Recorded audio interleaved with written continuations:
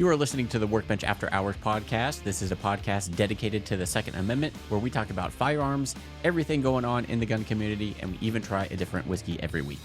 If you have followed any of the news in the past few years, you may have noticed civil unrest becoming more and more of a threat to our everyday lives. But what can you do to prepare or protect yourself if a situation arises? While we talk about all this, we try a new whiskey of the week.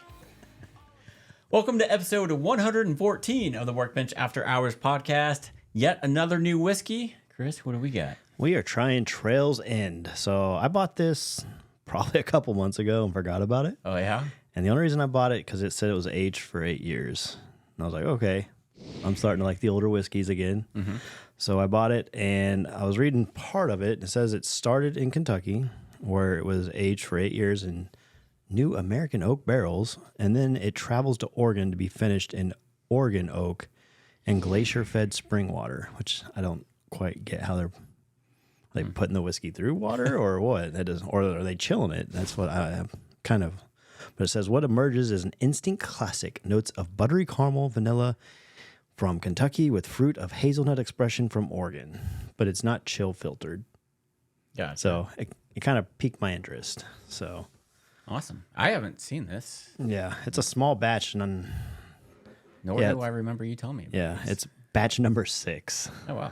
So it's really young batch. Yeah. 90 proof. Yeah, It smells kind of sweet. it does. It does have a really sweet. You get I can smell the honey though, and the oak. Yeah. It says aromas are less opening bite with an introduction of oak, focused aromas, toasted hazelnut, stone fruit, ruby port, and apple. You can get a little bit of that apple, like a red apple. Yeah. Yeah, definitely fruity for sure. Mm-hmm. It's got a lot of pepper heat to it. It does. Trying to figure out what I'd get on there, because it's not like, yeah, there's some vanilla and stuff on there. Yeah, but I get mostly that charred oak and then spice. Yeah. That's what I'm getting. Yeah, that spice definitely hits you, but it doesn't linger like some of the other ones we've had. Yeah, and I think I only paid like $30-$40 for it. And I was like, for an 8-old whiskey, I'll try it. So It's almost like you could taste like some apple in there. yeah, it's different. So on their website, they say initial introduction of roasted apples, hazelnut, chocolate. It says and candy cup mushroom. What is that? I have no idea. And candy cup mushroom continues mid palate. A long finish of sweet cream and more hazelnut neatly ties in the initial aroma. I'm getting like hazelnut and just spice. You know, I'm not a fan of hazelnut. I'm not getting a lot of the hazelnut, Yeah. which is good. And then the finish is long and warm, oily and buttery, with a lively malt spice kick and a slight char note. Oh, okay. Yeah. Don't know about the buttery. Yeah, I would agree with the rest of that, though. Yeah. Candy cap mushroom. I wonder what that is. I don't know. I've never.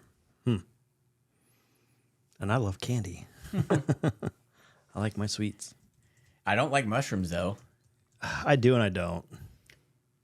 Oh, It's it's straight up literally a mushroom. It's a mushroom. Wow. Okay. I I must be from Oregon. valued for highly aromatic qualities and are used for flavoring. I've never seen those. Nope. And I don't Interesting. like mushrooms, so I ain't gonna try them. Well, yeah. I mean, this stuff's good. How much was it? Do you remember? Like $30-$40. Oh, that's not bad. I was like, for 8 year, I was like, Yeah. I'll try it for that. It kind of just piqued my interest because it was like, oh, it goes from Kentucky to Oregon. I was like, huh. Yeah. So, Yeah, it's good. I'm interested to see what it does on the rocks. yeah. I wonder if it'll bring out more of those flavors. Yeah, because it's not too like so spicy to where it's like you want it on the rocks to get rid of that. Yeah. Like the more I drink it, like the spiciness kind of goes away. Yeah. And you get more of, honestly, just kind of like fruity. And there's not like a whole lot of caramel vanilla flavors. No, I get more of that charred oak spice like a rye would. Right. It's more what I'm getting from it. This is pretty good. So yeah, I'm interested to see. I'm going to go ahead and just dump it in there and see what I happens. looked at it, I was like, I've never seen this. And then I was like, oh, it's a small batch. And I saw the batch number 6. I was like, oh, this is like newish. Perfect. Perfect. And speaking of whiskey, I finally found another bottle of Blanton's this week. Yeah, I know. Lucky. I know. Well, I didn't want to open my other one until I found another one. And this one, I went to this liquor store. It was literally on my way home from Yeah, it was. And stopped there. It was like 11:30 in the morning. I had some inspections up north. And I'm like, Gomer's has been probably the cheapest place for us to go buy stuff. Yeah. And kind of a good variety. And so I'm like, I'm going to go in there. They have a glass case where they have all their allocated stuff. And usually it's stuff I don't care for. It's too expensive. But occasionally they'll throw in like Blanton's or something else that we're looking for. So I went in there. Didn't really see anything in my price range or that I really had to have. And so then, you go and browse the whole section and everything. And I'm like, yeah, I just, nothing's really just sticking out. So I was going to leave and be like, I don't know what we're doing, Chris. And as I turn around to leave, I have to walk past that glass case. And as I start walking towards it, I see a worker carrying a bottle of Weller, that box of Blanton's, and something else. And I'm like, I'm going to take that bottle of Blanton's off your hands. He's like, all right. Like perfect timing. I'm like, I'm going to save you the time from having to put it in a case. Yeah, lucky. So I'm like, that was like perfect timing. God. Yeah. Yeah, I'm looking for another one so I can get a third bottle so I can open up one of them. Yeah. Well, you got two, so you can open up. Yeah, but I want to. I like Blanton's a lot. Right. That bottle won't last me. Yeah. So yeah, excited about that. So pretty cool. And we might have to move this somewhere.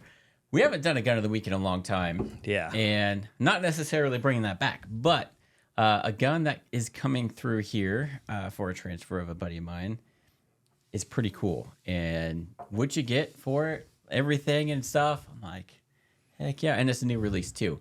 So if you guys haven't heard of it, Canik comes out with really cool stuff. If you're somebody that wants to get into match shooting, but you don't want to drop a bunch of money on like a Glock and SIG and then have to, curtail it to your needs and all this stuff, Canik gives you a lot for the money. Yeah. And I think when we were doing Guns of the Weeks, we did some of their SFX, the Rival, and then the previous one, I forgot what it's called, but done some different iterations of that one. Well, they recently came out with the Canik TTI Combat, and I haven't seen it in person until the other day. I'm like, that's so cool. I'm going to bring it on the podcast and possibly do a full video on it. But if you're watching on YouTube, it looks like I just put an entire Pelican case where I have the nuclear codes. I don't. This is literally the gun case it comes in. Like, if you're taking this to a match, I mean, nothing's just getting in there. Period. The quality. Right. It's pretty awesome. And so then you open it up. I'm trying to turn it around here so you guys can see it. Ooh. Got this little thing up here where it talks about it. And then there's a cover with the instructions and everything. And then move all that stuff out of the way. And then on the top of it, obviously you get the gun, you get some magazines. I think it comes with 2 mags. And then you got adjustable back straps. But just looking at the gun, I mean, it is sick looking. It is awesome. I've always liked this color scheme. The burnt bronze and the black. Yeah. And the fact that they brought this to this gun, I think it looks awesome. And I mean, the sights, the back sights on this one are blacked out, but you got that tritium night sight, the green dot up front. And it's cool because it has this like muzzle brake on the end that's supposed to reduce the recoil. And so, like when you normally pull the gun back, you see the barrel kind of go up and exposed. Well, with this, that barrel stays within that end brake right there. So that's supposed to really help keep it on target and not rise as much. And the fact that you got a flared mag, which you could swap that out. It comes with one. If you want to take that off, you can. I think this holds 19 plus 1 or 18 or 19 plus 1. And then you can, if you don't want these extended mags, butt plate, they got flat ones that you can trade out. So just looking at that gun, I'm like, man, that thing is awesome. Man, it's got a lot of grip. Yes, it does. Oh my gosh. It does.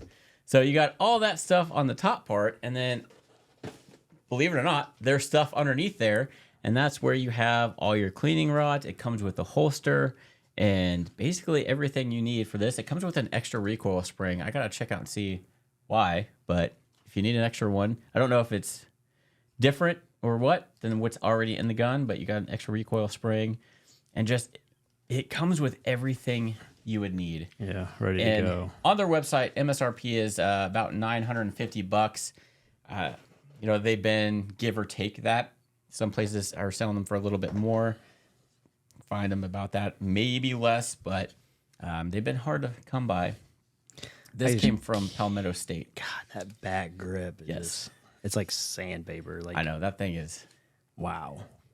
So for a if you want to get in competitions and aren't sure if it's something you're going to stick with and don't want to drop a bunch of money, really consider Canik, because even if you don't go with this one, if there are other ones like the Rival and the TP9 SF and basically everything they have is awesome. I don't think I've heard a bad review on any of their guns. Yeah, it looks like it's pretty ambidextrous too. Yes.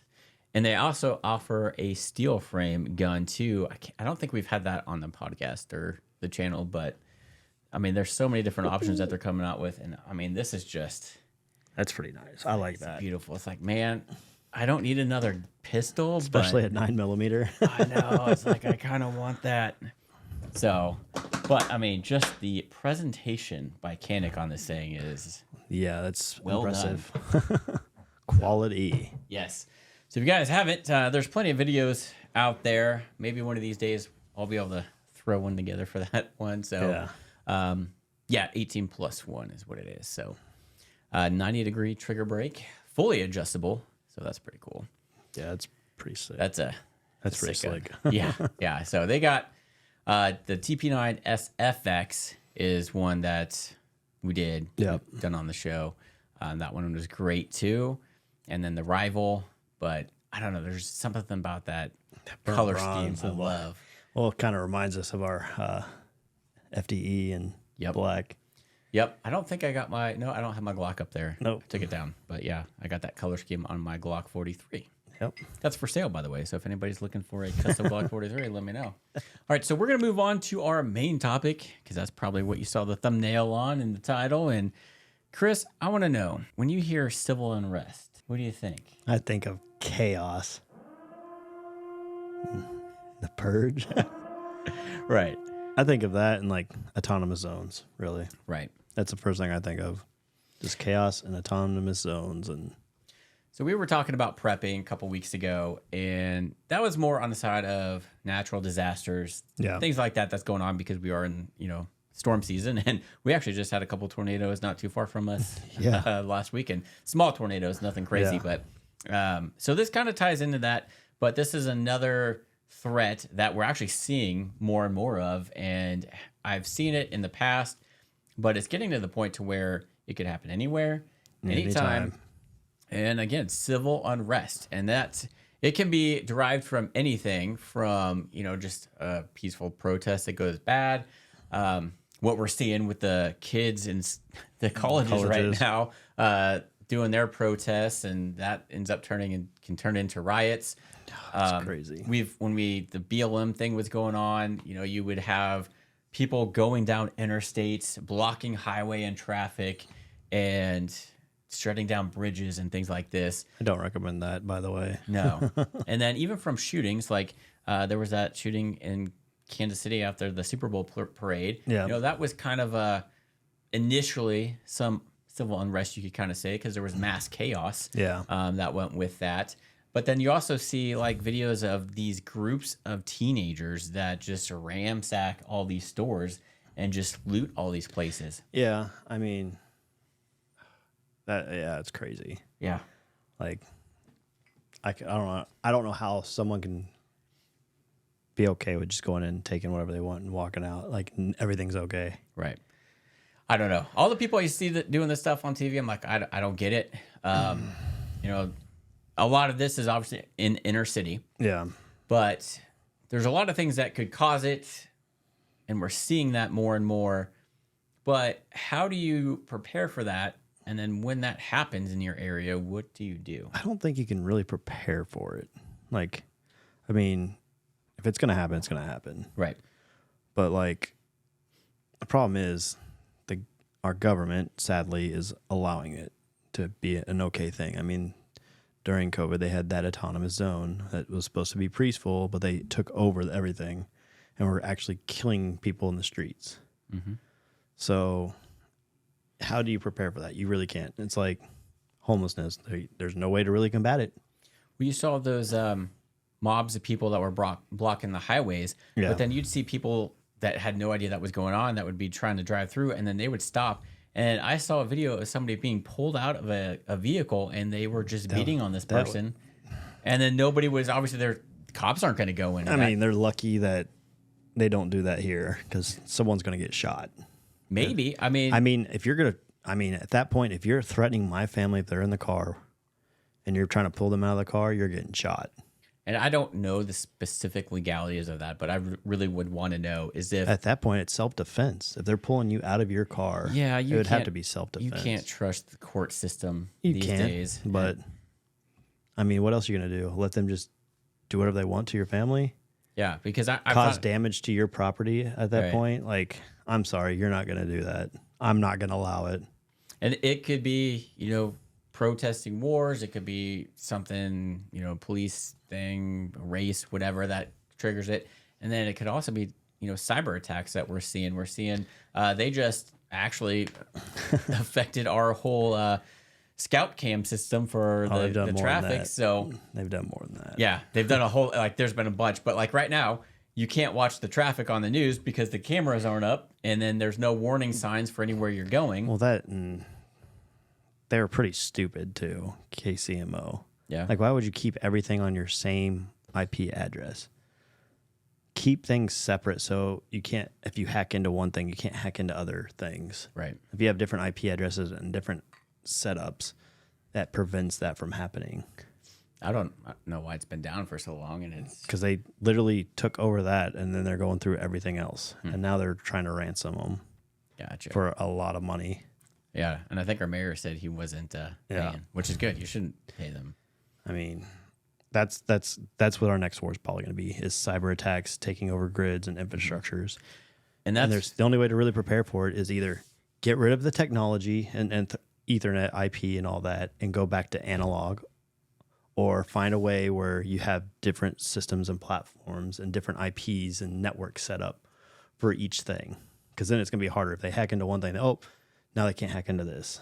So it gets pretty crazy pretty fast. And speaking of them tapping into our grid, I mean, our grid is super vulnerable. And obviously from the storms that we've seen, wildfires out in California, the freeze events that we've seen down in Texas in 21, that was terrible. I had to work that. That was not fun. The grid is what it is. And if you want to do damage... So, say there's, even if it's just, one city, they attack the grid and it goes out. At some point, you are going to have civil unrest because people aren't prepared to be without power. And if you can't get that power back up in time, they're you go into survival mode and you're going to have the people that, one, are trying to survive. Maybe they'll hunker down in their house, work with their neighbors. But then you're going to have the guys that are just going to go loot everything. And I'm pretty sure that would have happened pretty quickly. Especially if the whole grid went down. Yeah. I mean, at that point, it's stand your ground. Yeah. At that point, and you're going to be protecting your house. And what are the cops going to do?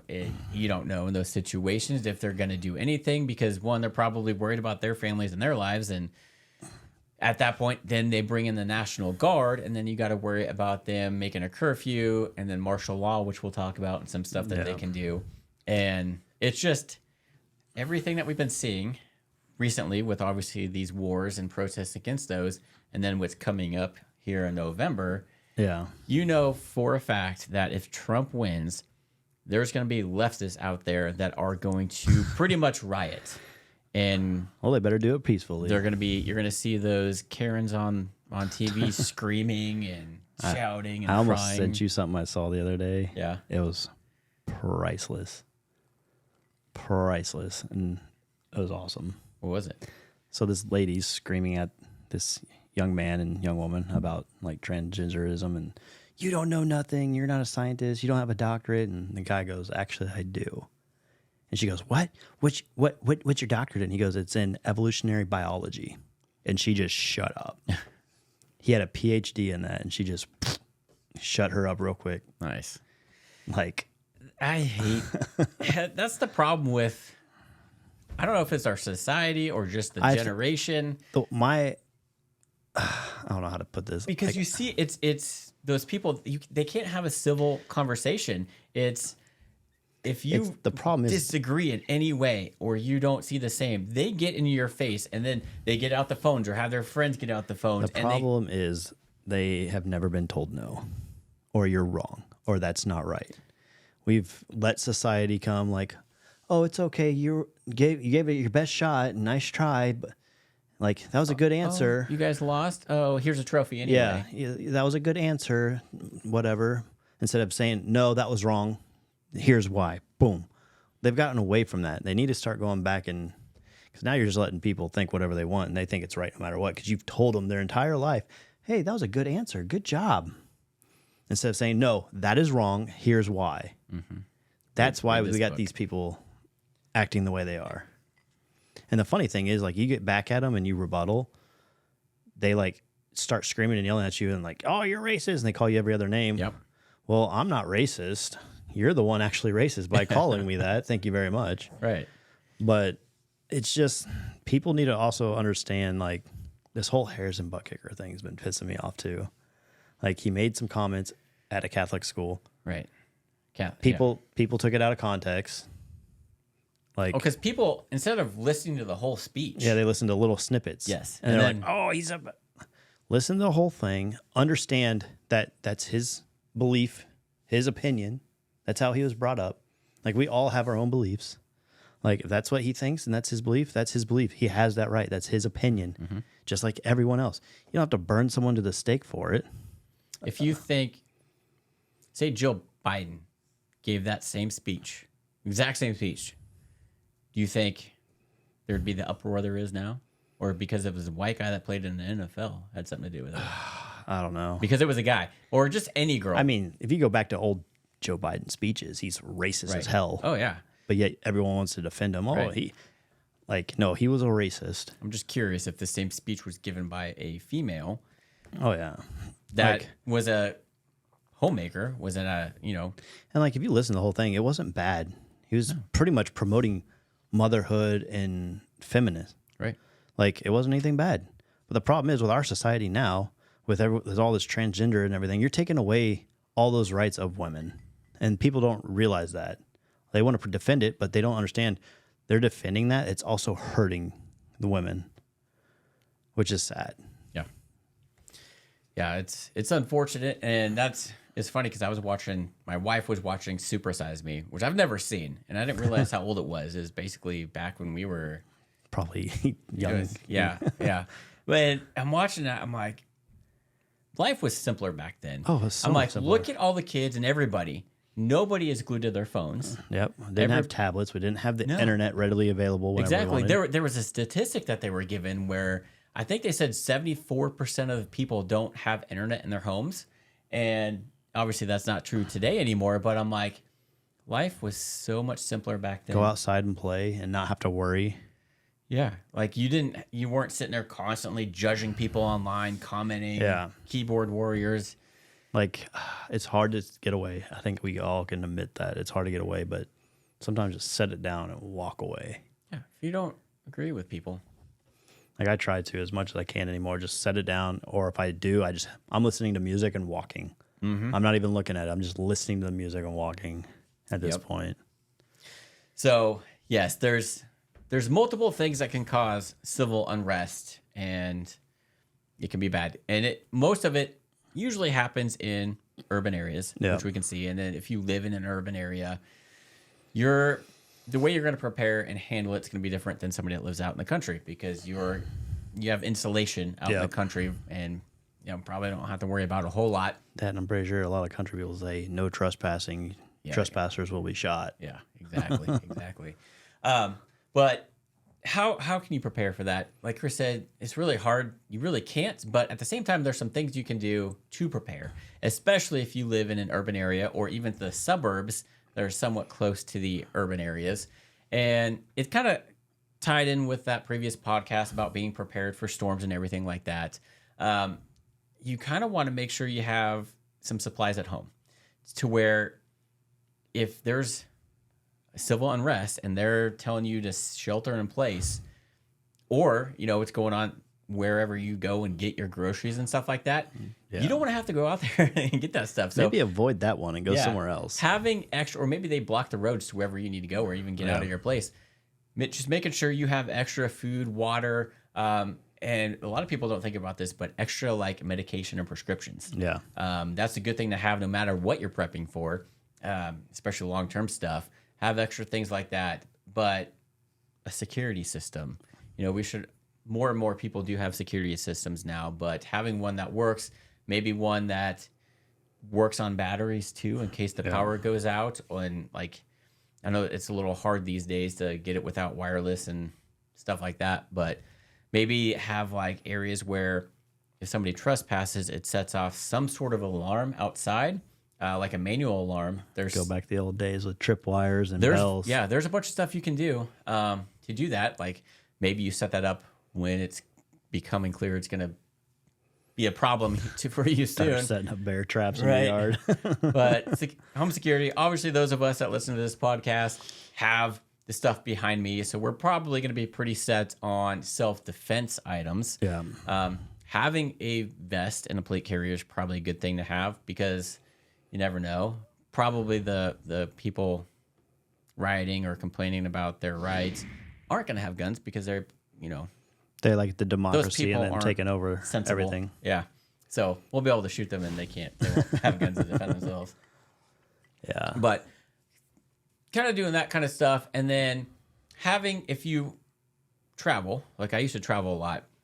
And I remember I was in Dallas. I think this was 2016-ish. But it was when there was a sniper somewhere downtown Dallas was shooting cops. And there was a big ordeal about that. And I'm like, I was just far enough from downtown to where it didn't affect me really. But I got a notification on the phone, the little Apple thing that said, warning, civil unrest in your area, stay away, stay inside. Yeah. I'm like, well, crap. I'm in a hotel. So obviously I'm limited on the supplies I have and stuff and the area. But I was kind of worried. I'm like, well, what the heck? I mean, I had my concealed carry because it was Texas. But I'm like, man, if something really bad happened, I'm kind of screwed here. But no other ways out. I know. Yeah. So it could be something simple as that, but they do tell you to shelter in place. So make sure you have plenty of stuff inside. But in my case, I was able to carry with my concealed carry with me. So that's nice to have. But then I also had what was, I would call it a get home bag, basically a big backpack. It's a Max Expedition backpack that I packed with things like if I were to break down, I could potentially get somewhere and have things I need. Like I had a little camp stove with a little sterno thing with some food to cook. I usually kept a case of water in the van I was driving anyway, so I'd have water, some freeze-dried food. I had some of those SOS bars, and so I had food, I had water. I would pack extra clothes in there, extra socks for sure, and then I had fire starters. I'm trying to think what else I had. Paracord in there. Just basically survival stuff to get home. Now from Dallas to Kansas City, that's gonna be a while. Quite a while. I don't think I would have been prepared for that, but it's better to have a little bit of stuff than nothing. Yeah. So I always had that when I traveled. I probably need to start carrying something like that in my backpack now because even if I'm 30 minutes away from home, a drive time, that's a long walk home. Yeah. And when there's commotion and civil unrest going on, you don't know what you're going into, and it could be bad. Making sure you have your concealed carry gun on you at all times. And I also kept extra ammo and a cleaning kit in the bag too, because if you got to use it, you want to keep that gun clean too. I also had toiletries. So obviously you're going to stink. So you want some little deodorant, toothbrush, stuff like that. Dude wipes. Yep. Yep. So something to consider having in your vehicle, because if you get stranded somewhere and can't make it home, or you're stuck on that highway that they're blocking, you have food and water to last you a few hours or however long. Make sure your gas tanks are always filled up. I don't like going past half. I'm the same way. Yeah. Because you don't know if you're going to be stuck somewhere. That you don't know, especially in the wintertime. Yeah, that's my biggest thing. Winter. Yes. I do not want to be stranded in a blizzard, needing gas, and I can't get anywhere. Yeah. Because I've driven through a blizzard and it sucked. Yep. Never again.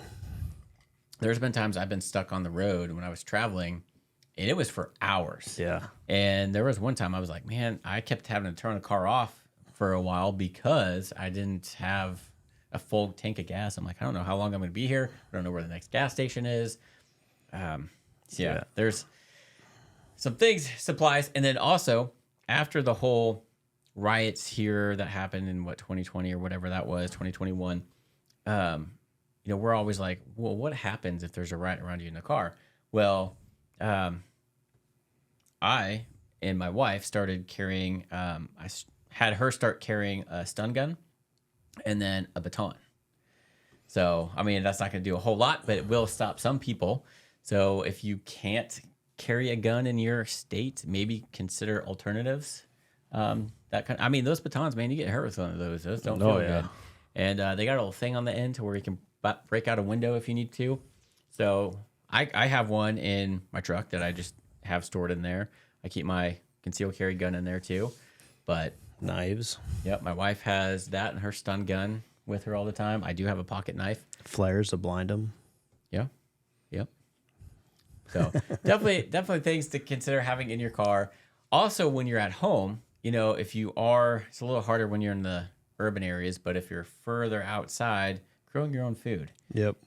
Have a small garden if you live in the suburbs, or hell, if you got out in rural area, you got a whole farm. Yeah, I'd love. You're set out to there. Have land just so I could have like an acre wide garden. Yep. Grow food. Learn how to be a little more self-sustainable. How to field dress animals. Yeah. Like squirrels and things like that. Yep. Because as we've seen, and I was doing some research on this, and back when Katrina hit, there was an emergency service, and some other things too. There were some things that happened in Davenport, Iowa, where they had to basically send out an emergency system over the TV and stuff and on phones that basically says, hey, stay tuned for what's going to happen, but stay in place. Don't go anywhere. Obviously, Katrina was a whole different animal. Yeah. And so when there's a lot of civil unrest and they have to bring in the National Guard, like devastated areas like a hurricane, things like that. Yep. I mean, you can have some civil unrest there too, because people are without their houses, and you got people going there trying to loot, and people aren't happy. They're getting denied by their insurance company. Yeah. So there's a lot of different situations for civil unrest. But what is also another thing is when they do have to bring in the National Guard, or the government has to step in when the police can't do it, usually going to throw in a curfew. I've been to places where they had a curfew. We had a curfew here when we were 18. Yeah. I remember it was if you're a teenager, you couldn't be in past 11:30 was a curfew. Yep. And a lot of a lot of other states started adopting that. If you're under this age, you cannot be out past 10 unless you're coming from work or something. Because of the riots and the mass gatherings that these teenagers do in these popular places and do bullshit.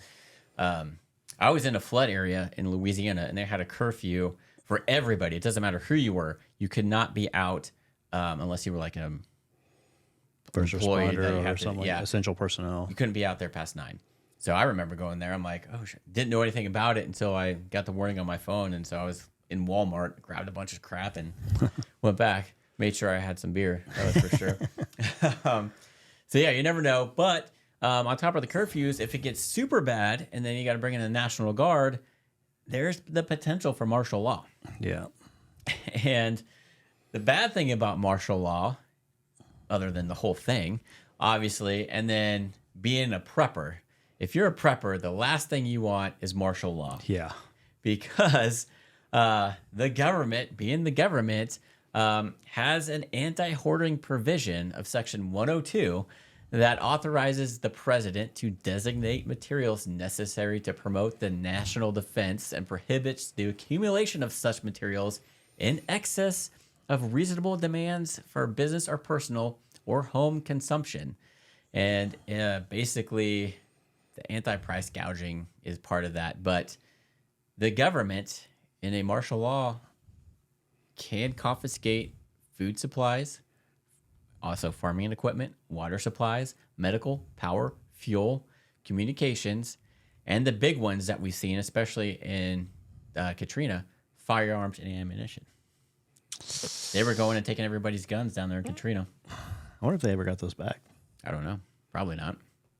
So they're going to pay them for it? Yeah. Or So reimburse them? it sucks when you're a hoarder and that happens because the government's going to come in and take all your shit. So if you do it, have it in a place where they don't know or suspect. Yeah.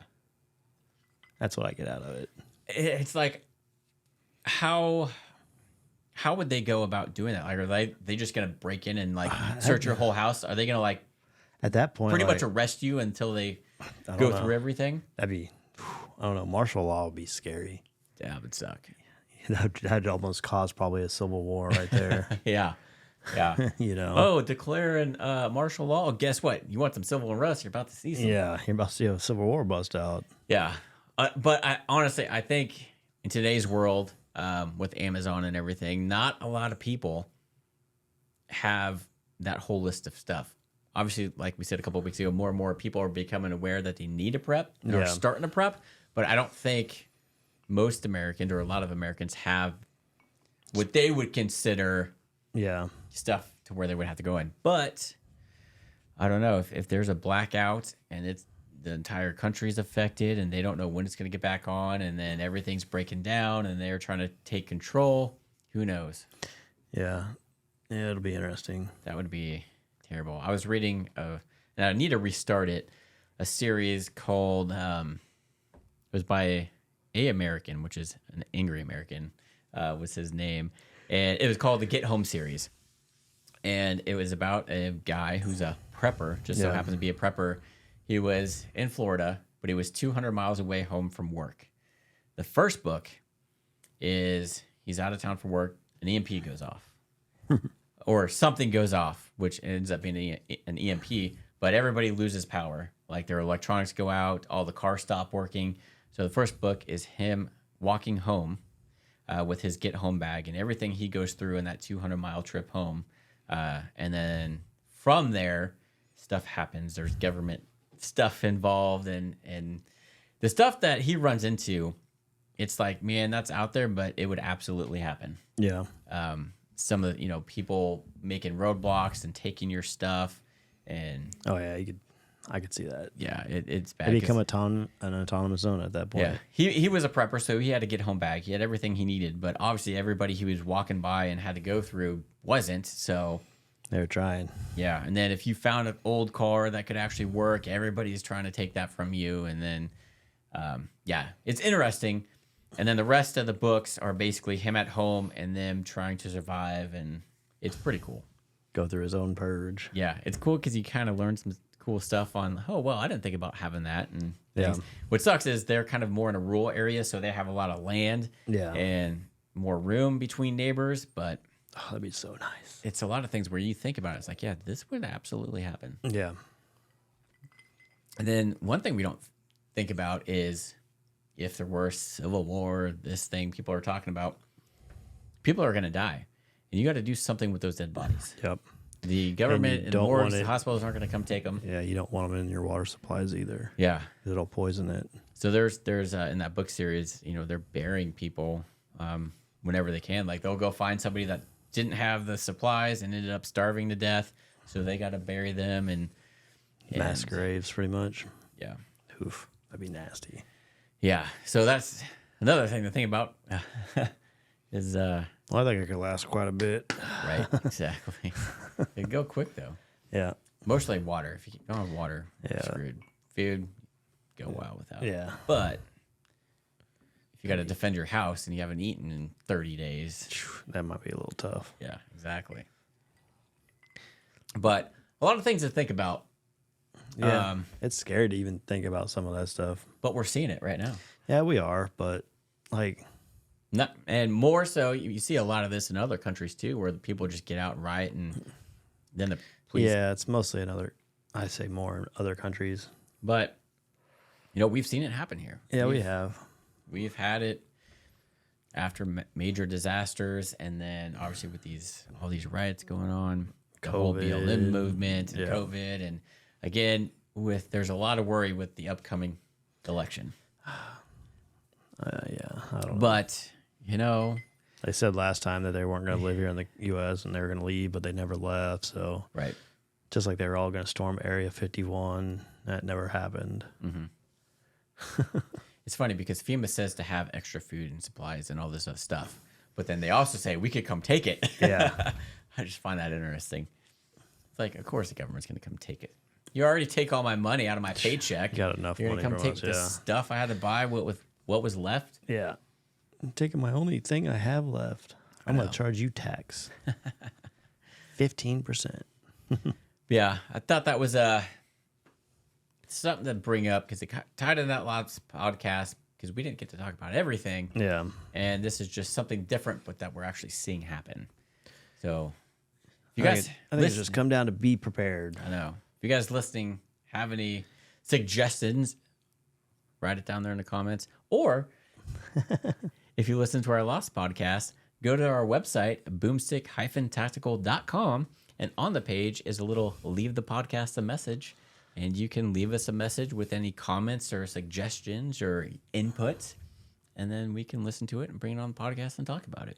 Yeah. Yeah, exactly. Because you can't comment on audio only. If you're listening on YouTube, comment down below. Audio only, go to our website, submit a voice submission. Or go over to YouTube. Either way. Heck yeah. We're getting our bases covered. We're being prepared there. Exactly. So, yeah. Any other thoughts on that, Chris?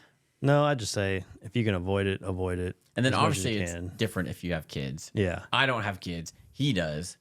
So his situation is going to be a little bit different. I'm going to avoid it like the plague. I hate being around a bunch of people, especially when there's no security or anything like that. I'm going to try to avoid it as much as I can.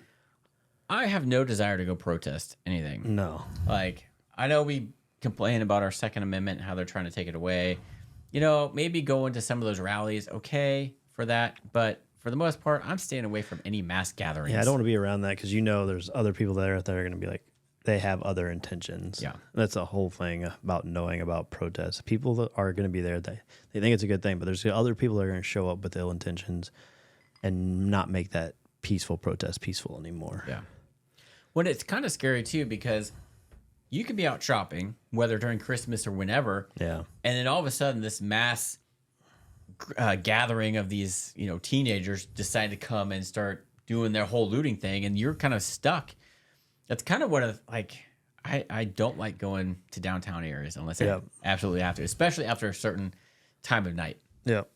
Suburbs don't really have to worry about that, but it's happened here where during the whole BLM thing, I mean, they were going through a lot of popular areas. The Plaza, which is used to be a nice area with a bunch of high-end stores, that they started just doing all sorts of crap. The thing to me is like these stores aren't doing anything. They'd rather just take the insurance money on a lot of it. Well, yeah, because why would you risk your life over something that can be replaced by insurance? I think these kids need a lesson to get their ass beat. And maybe that's what these kids are thinking. I don't know. Yeah, I think a lot of them. They're like, oh, no one's going to stop me. I think that's probably what a majority of it is. And probably because I'm a color opposite of that cop, they're not going to stop me because if he does, I can reuse the race card or whatever. Yeah. That's our discrimination. When I watch those videos, there's a certain demographic of people that are doing those. It drives me nuts. Like, I really want to like take them behind the fucking place and beat the living shit out of them. Right. That's how pissed off I get about it. What the hell? Like, have you never been beaten and scared to death in your life? Like, people running with these TVs and then somebody's coming out with a TV and then somebody like punches him in the face and takes his TV from them. It's not worth it. Like, It's stupid. Doing? You can't afford a and then they're $100 gonna get mad like later, like a year or two later, when that store goes out of business. Yeah. Oh yeah. And what do you think's gonna happen? You're bankrupting them by stealing from them. And now you're starting to see more and more stuff being locked up behind, especially in like Target, Walmart. Like they're locking up Legos. Yeah. Like what the? I thought they were tripping at first. People be crazy and stealing stuff like man. that, and like people like just destroy things. Like laptops are going there destroying the screens and stuff. Mm-hmm. Like, what good is that doing you? You're just making it suck for the rest of us because great now everything's going to be behind glass and we can't look at it and we have to get permission to get it and then we got to go check out immediately. Or that store's just going to not exist anymore. Yeah, they're just going to be like, oh, well, this is not a good area for us. Too much crime. We're going to pull out. And then you're stuck without that store. And then you have a vacant property sitting there, which brings more crime and stuff. And it drives me nuts. Like, people don't look at the overall picture like, oh, this is a good time right now, but 2 years from now, this is going to hurt. Like you said. Especially in a lot of these areas like suburbs, like places are going to go out of business, and it's going to suck because now you're taken away from the local government, and you have to go 30, 40 minutes out of your way to go shop that when you could have just went 5 minutes down the road. Mm-hmm. Yeah. And then people are too scared to go back down to those areas. So then the businesses are suffering to stay open because of all that stuff. And they're not getting the business that they used to have. And yeah, I don't know. People need to watch The Statesman, I think, and see how us adults should take care of these kids by beating the living crap out of them so they are scared of you. Or just... That's the problem. They think they're invincible and untouchable anymore. Yeah. Go back to spanking your kids. Yeah. I know they don't know right from wrong anymore. A lot of people do. Obviously, good job at parenting. But there's obviously a lot of ones that are the problem here that we've been talking about that don't. They just think they're entitled to everything. And, I'm going to do this and nobody's going to stop me, like you said. And unfortunately, nobody's going to stop you because the police don't want to get in trouble for going above and beyond. And they're lucky they don't have certain other people running. Because guess what? You do that in another country, you're losing your arms, your hands, your legs for stealing. Yeah, go to some other countries. Go to a third world country and try that shit. Go to Iran and try and ransack a store. I'd love to see that. Yeah. They'd all be crying, Mommy, Daddy, save me. There goes your hand. Yep. There's one hand. Yep. Do it again. You wanted that 5-finger discount. Well, yep. You're definitely going to have 5 fingers gone. Yep. So, yeah. That's the world we live in, Chris. Yep. The world we live in. Let's go back in time and fix it. Yeah. But most of us that are part of this podcast are sitting back and be like, I dare you to come. Yeah. Yeah. Come test my butt. Man, it's one of those situations like if you're caught in a car and people are dragging out, trying to break in your car to drag you out, you don't want to be in that. Yes, if I have a gun with me, okay, I can use it, but I don't want to be in that situation to ever have to do that. Because it's like, at what point? At that point, you know what I wish I had? Like a big old diesel truck with fucking metal bumpers and just. Oh, but then they're like, oh my God, he ran us over. Well, you're blocking my way and trying to cause harm to me. Yeah, maybe you'll think twice about blocking a highway. We need to do some research on this, but I would like to see what your options are when it comes to that. Like at one point, they're saying it was fine just to run them over. Because if they're literally trying to bust in your window and drag you out, you should be able to plow through them at that point. That's self-defense at that point. Like, come on. I'm not going to be like, oh, okay, do whatever you want to me. Here, take my car.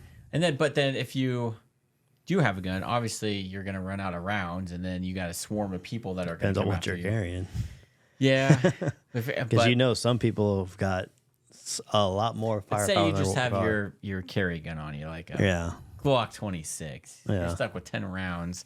Maybe you got an extra magazine, so you got 20, but... That'll get some people off. That'll get some people off. Yeah, but then... I don't know. Maybe it'll clear enough people. You got to think, once people hear gunshots, what are they doing? Yeah, they're running the opposite direction. Yeah. They don't want to be involved. Hopefully that's the case anyway. Like a lot of people are that way. Yeah. You're not going to run to the gunshots. You're going to run away from them. It'd be one of those situations like I don't know what to do because I don't want to go to prison for doing what I have to do. Yep. Because of these assholes. But guess who's going to get in trouble? Me and not those guys. Even though everything's videotaped. Yep. Oh. Self-defense. They're trying to. Oh, you could have done something else. What else could I have done? Yeah. Run them over. But our court system would have asked that. Yeah. Our court system sucks. If you're in New York, you're going to jail anyways because the Second Amendment doesn't exist. On that note. Yeah, like we said, check out boomstick-tactical.com. Leave us a message. Or if you're interested in guns, check out our current inventory tab. Yeah. We got that available too. Not a whole lot on hand right now, but we do have some stuff. Well, Chris, until next time. Remember, this is a YouTube podcast. Remember to like, subscribe, and tickle that bell. If you're listening on all those platforms, hit that follow button. And if you want to leave us a comment, you know where to go because you're listening to us. And with that, have a good one.